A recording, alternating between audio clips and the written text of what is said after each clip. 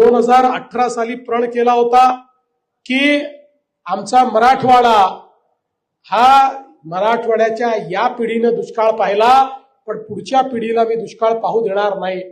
आणि त्या संदर्भात अनेक आपण योजना या तयार केल्या।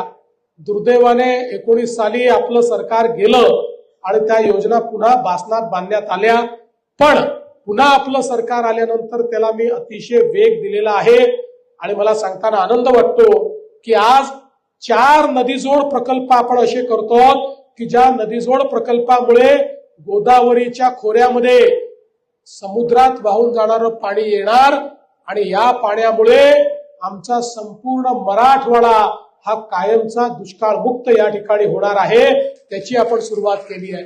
एवढंच नाही तर आपल्याला आश्चर्य वाटेल असा एक अजून प्रकल्प आम्ही आता तयार केलेला आहे।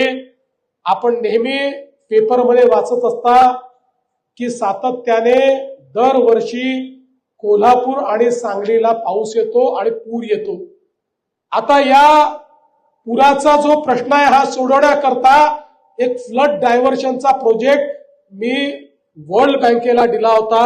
वर्ल्ड बँकेने त्याला मान्यता दिली आणि हे पुराचं पाणी डायव्हर्जन कॅनलच्या माध्यमातून आम्ही आता मराठवाड्यामध्ये आणणार आहोत आणि मराठवाड्याला या पाण्यामुळे मोठी मदत मिळणार आहे।